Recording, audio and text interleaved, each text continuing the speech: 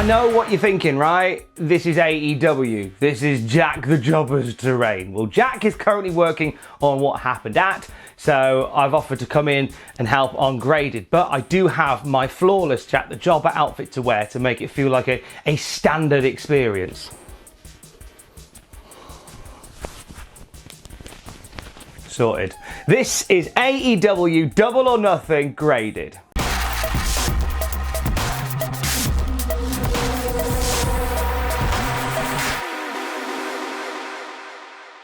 We start with the buy. Do you know what? I can't keep that up. Hats don't suit me. I look like I'm going swimming. We start with the buy-in. Private Party versus Best Friends. Good tag team match to get us underway. Private Party busting out some decent tandem offense here. A beauty of a bow and arrow standing shooting star combo. They bust out Crime Time's finisher as well, which I thought was a really nice touch. Late into the match, Chuck Taylor hits a pile driver on Quinn outside the ring, followed by a lariat for a 2 count. Seems strange to bust out the whole pile driver on the floor thing like in the opening match, but never mind, here we are. Private Party go for a double Frankensteiner from the top rope. It ends up being reversed into a sunset flip. Shortly after that, we see Strong Zero for the 1, 2, 3. Best Friends are the #1 contenders for the AEW Tag Team titles. C+, not a bad match, pretty good match with these guys. There was some smooth and some crunchy offense, shall we say. A few bits didn't land, but it was a nice enough way to get us started for this night's events. First match of the night proper is the Casino Ladder match, and it's Frankie Kazarian and Scorpio Sky from SCU coming out at #1 and 2. They go for ladders immediately, change their mind, and start chain wrestling until Kip Sabian comes out. And it looks as if SCU are just going to double team on Kip Sabian, but then Jimmy Havoc appears, and Kip and Jimmy have been knocking about with each other lately, and we see them wipe out SCU. SCU start to make a comeback, but everybody ends up getting wiped out by the time Darby Allin makes his way out at #4, and anybody that's still standing is getting knocked down by Darby Allin. He hits a beauty of an ollie off a massive ladder outside the ring, Jeff Hardy style. Problem is Kazarian moves, so he just crashes through the ladder at the very bottom, which is a bit of a shame for him. Out comes Orange Cassidy next. He saunters to ringside via the commentary table to ask how you win the match, because he hasn't been paying attention. High quality here. He gets in the ring and he's trying to see if he can reach the casino chip without having to use the ladder. And he's just like, he tries to reach, stands on maybe the side of the ladder and reaches. No luck at all. Colt Cabana makes his way out to the ring. Looks like Colt's going to help him, but nah, Colt just hoists him out of the ring.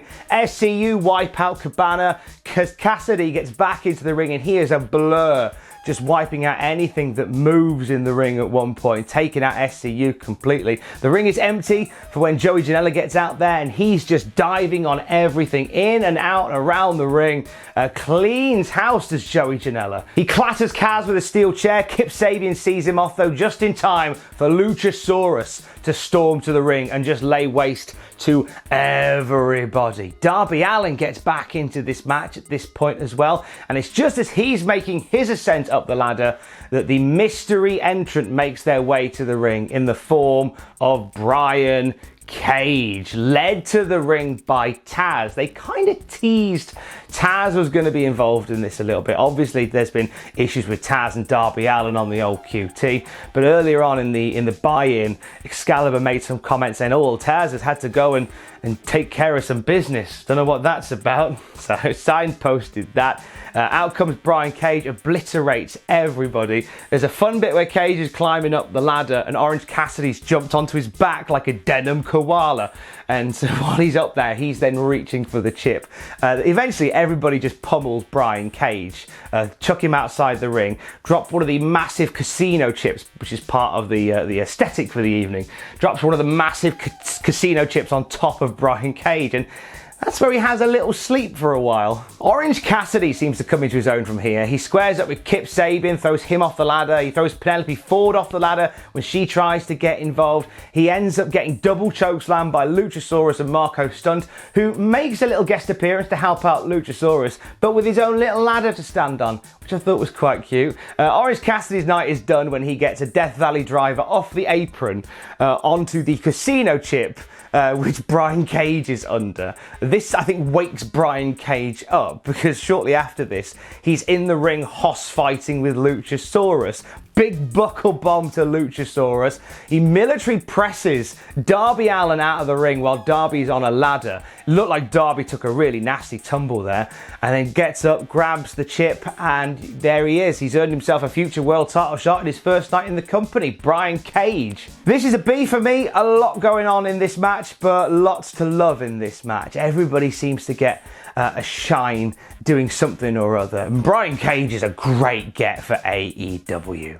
Like, when he was Impact Champion, he was hampered by injury, so we never got to see the full potential of the machine. And I think with Taz as a mouthpiece, there's lots of good to come of Brian Cage in AEW. MJF in action now. He's taking on Jungle Boy, getting flustered early on by Jungle Boy outmaneuvering him. MJF comes off the top rope and falls badly onto his knee, and it looks as if he's in pain until Jungle Boy's back is turned, and suddenly, whilst being checked over by the medical guy, MJF jumps up and hits Jungle Boy from behind. All together now, it was a setup all along. MJF wears down Jungle Boy's arm, and at one point he's just screaming in the face of Jungle Boy. This seems to bring Jungle Boy alive, and he starts fighting back with chops, a big dive to the outside, a beauty of a springboard DDT as well. Great closing sequence in this match. Poison Rana from Jungle Boy, a big avalanche Liger bomb as well by Jungle Boy, and they start going into a smorgasbord of roll-ups and pinning combinations, and we see MJF get a European knuckle lock type affair in that locks Jungle Boy all the way down. I thought he might have had a handful of tights on this, but not sure if he did or not. He gets the 1, 2, 3 on Jungle Boy, out wrestling him just at the very end there. MJF though looks as if he's really had a match tonight, a match that he wasn't expecting. Jungle Boy brought a fight that he wasn't expecting. B+ for me. This was a great match between these guys. MJF plays the old school heel so well between the ropes, and Jungle Boy just played this never quit babyface, and it just perfectly fit. You know it worked because JR enjoyed it. JR was a little bit up and down throughout the commentary tonight. Like, there were some bits he didn't care about, but when the story was told like this, it was like a simple old school heel babyface scenario. JR was really into it. The TNT Championship will be decided next. Now, we unveiled the belt, but it's not finished yet. Curse you, pandemic. Quite a few people already going to town on this belt. To be honest with you, if they were fighting for a bin bag full of shoes, as long as the matches are good, I don't really care. But the title's on the line for the first time ever. It's being presented by Iron Mike Tyson, and it's Lance Archer versus Cody Rhodes. Jake Roberts in Archer's corner, Arn Anderson in Cody's corner. The moment this match gets started, blackout by Lance Archer, who's already chokeslammed the shoes out of Lee Johnson just before the match started, poor bugger. So Cody Rhodes from the get-go is fighting from underneath, and that is the story of this match. It's a real simple one that's told, that Cody just can't get into this match. Every time he starts to get a bit of momentum built up, Lance Archer, this monster, just shuts him down completely. Cody's fight from underneath against this unstoppable monster is peppered with shots ringside of Mike Tyson just having a great time like he's on holiday. I did feel for AEW at one point. They did cut to Iron Mike as he was yawning. They cut away as quick as they could, but wow, they were quick on the mark to do that. But I felt for them. Just a shot of Mike Tyson yawning during this match. Rhodes and Archer pay homage to their alternative cornermen during this match. Rhodes hits a DDT that really upsets Jake Roberts. Archer hits a spine buster and challenges Arn to get amongst it in the ring. Archer goes for that old school moonsault that he loves to do. He did one earlier in the match and nailed it. He's going up for a second, and Arn Anderson grabs his leg and pulls him off the ropes when the ref's distracted by Jake Roberts on the other side of the ring. And another ref comes out to talk about what just happened, and Mike Tyson stooges off Arn Anderson. Oh, hey, Mike. Snitches get stitches. Jack said that, not me, Mike Tyson.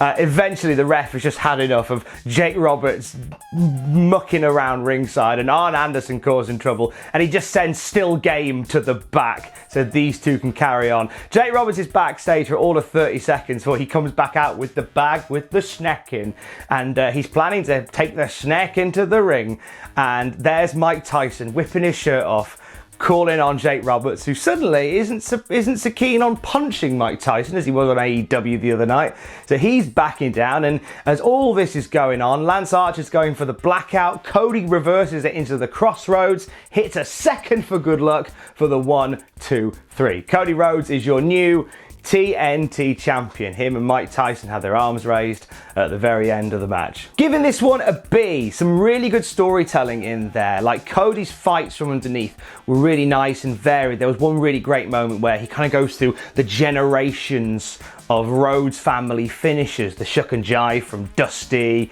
the final curtain from Gold Dust, hits his own finisher, hits a Stinger Splash, and they recognise it as such. But Lance Archer just keeps coming back from all of these. So I really liked the fight from underneath for Cody. It was a simple, effective story told. Cody didn't look massively impressed to be AEW TNT Champion. I don't know whether that was just me, but he didn't seem to be like enamoured with being the new champion. I guess he's probably holding out on all those great pictures holding the belt until the belt is finished. Britt Baker is injured, so tonight Penelope Ford steps into her place. She heads out to the ring with Kip Sabian at her side. Kip Sabian's got casts and bandages on from the ladder match earlier. So it's Penelope Ford versus Britt Baker's former opponent, Kris Statlander. And despite many boops going unbooped, Statlander dominated the early stages of this match until Penelope Ford catches Stat getting back into the ring and hits a Hangman's DDT for a near fall. Penelope Ford spends a little bit of time in charge here, but Statlander outpowers Penelope Ford, throws her out of the ring at one point with a big old punch, hits a dive to both Penelope and Kip Sabian to get back in control of this match. Despite Ford's best attempts to get back into this match with a Cabrada, a running knee afterwards is denied, and she eats the Big Bang Theory for the 1, 2, 3. Statlander wins the match. Giving this a C+, it was good. Good work between these two. They met in, considering the fact that this wasn't the match that we wanted to have. I thought they told a really nice story in it. I thought they blended really well. I'm a big fan of Kris Statlander. Just something very unique and special about her. Penelope Ford stepping right up to the plate, grabbing this opportunity with both hands as well. Shawn Spears is out in a lovely looking suit. He claims that Dustin Rhodes isn't here. He's at home washing his tights. Then Dustin Rhodes' music plays. Shawn looks all upset and then he goes, it was just a little joke I'm playing. Seriously, he's not here. Oh, Shawn, you trickster. Then Dustin's music plays again. This brings out Brandy, who distracts Shawn as Dustin Rhodes slides into the ring and then just starts battering Shawn Spears, ripping his clothes off like he's a 1980s Ric Flair. This whole match is Dustin Rhodes beating up Shawn Spears whilst disrobing him. We see that Shawn Spears is wearing underpants with Tully Blanchard's face on. And he's very upset that the camera's caught a glimpse of that, and he walks straight into the final cut, that swinging suplex maneuver for the 1, 2, 3, and Dustin Rhodes wins. It's a C. Short, sharp palate cleanser. After some longer matches tonight, it was all right. It was good. It's a shame to see Shawn Spears in this position, because you think back just as sort of AEW was in its inception, like he was seen as this great threat to Cody, and now he's sort of getting his clothes ripped off by Dustin.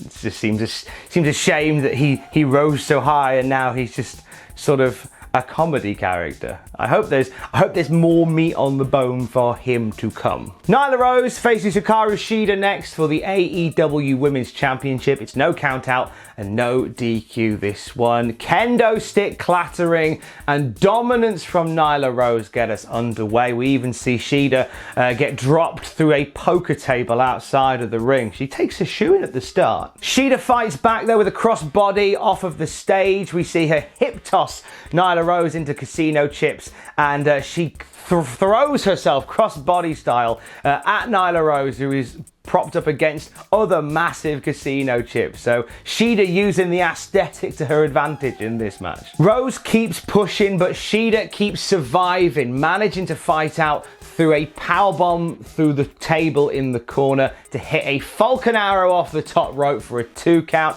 Shortly after this, Shida grabs the kendo stick and just smacks the head of Nyla Rose with such force that Nyla hits the ground like a ton of bricks. One big running knee later. 1, 2, 3, we have a brand new AEW Women's Champion. And Shida, in a contrast to Cody earlier, Shida looks like this is the biggest moment of her life. She is emotional.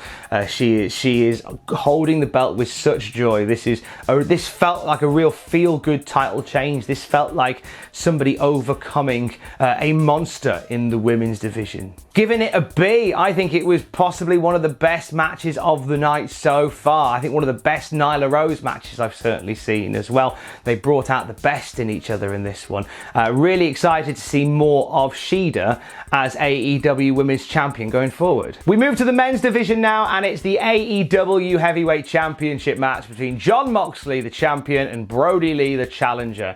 They've got security separating them in the ring during the introductions, and as soon as security is gone, they just go wild. This is just a back and forth brawl all around the ring. It seems weird to have 2 matches so similar, one after the other. You could have put that Spears Dustin palate cleanser between these, but what do I know? What do I know? There's some greatness from Brodie Lee in this match. Like, he carries himself like a main event star in this, and it's great to see. There's a few moments where you think they might even do the switch. They continue to fight all around the ring. They end up fighting up the ramp. You see Moxie crawling up the ramp as if to get away from Brodie, and Brodie follows. He throws one of the poker chips at Brodie Lee, and then we see a paradigm shift off the stage through the ramp, literally through the ramp next to the ringside area. Medics come out to see what the crack is, and it looks as if the match is going to get stopped. I was even writing in my notes this match was thrown out for a rematch down the road, but no. We see both guys get out, and shortly afterwards, Moxie hits another paradigm shift. It only gets a 1. It takes another, and then another, and then he puts in that bulldog headlock on Brodie Lee, who's got blood running down his face, refuses to submit, and passes out in this choke to end the match, and Jon Moxley to retain his championship. Giving this a B, this was a really solid main event. Think about this time last year, Jon Moxley arrived in AEW to make an impression on his former employers. Just a few months before this, Brodie Lee arrived in AEW hoping to make a big impression on his former employers. I think it was great to watch both of these guys unhinged here, and do we want to see them go again? I mean, it's kind of it feels like the story's over now. It feels like that's the end of things, and and whilst it saves Brodie Lee because he didn't tap out or anything like that, it sort of retains his dignity to an extent. Don't know where they go with him from here. We shall find out on Wednesday. And so we come to main event o'clock. It is the first ever Stadium Stampede between the Inner Circle and the Elite and Matt Hardy. We've got a wrestling ring in the middle of the football stadium. We've got cheerleaders, we've got drummers, we've got football mascots, we've got pyro and smoke as the Inner Circle make their way out in football jerseys. They all dressed for a big showdown on the gridiron. Sad the Elite didn't come out in similar fashion. They just kind of came out in their normal attire. I think that was a bit of a shame. The no sign of Adam Page as the fight gets underway. So it's a handicap to start with everybody just charging at each other on the field, brawling here, there, and everywhere. And just as we're about to forget about him, here comes Adam Page on his horse, and he chases Sammy Guevara off the pitch on his horse. Wrestling! Everybody ends up in the ring hitting their signature moves. Sammy Guevara has managed to lose Adam Page somewhere in the catacombs of the stadium, so he comes back into the ring, only to miss a shooting star press on Matt Hardy. The match then disperses, and it splits off all around the stadium, and from there, we just get little pockets of wrestling stories told throughout the entire match. Like Matt Hardy being dunked into the swimming pool at the stadium. How many stadiums have swimming pools, by the way? And it turns out to be a pool of reincarnation. So we get the return of Matt Hardy V1 because of reasons. We see Adam Page and Jake Hager have a big hoss match in a bar, in the stadium bar area. Chris Jericho gets a 2.5 count and demands a replay. So him and Aubrey end up going to the referee's tent to get an official replay on the move. It was just Jericho was a delight in things like this. Hitting the Judas effect on the Jacksonville Jaguars mascot was a particular favourite point of mine. We see Matt Jackson squaring off with Sammy Guevara, and Matt Jackson hits a Northern Light suplex, and then another one, and then another one. And then we go to some other action around the stadium. Then we come back and they still go in, and he basically goes all the way to touchdown. So scores a touchdown with Sammy Guevara's head.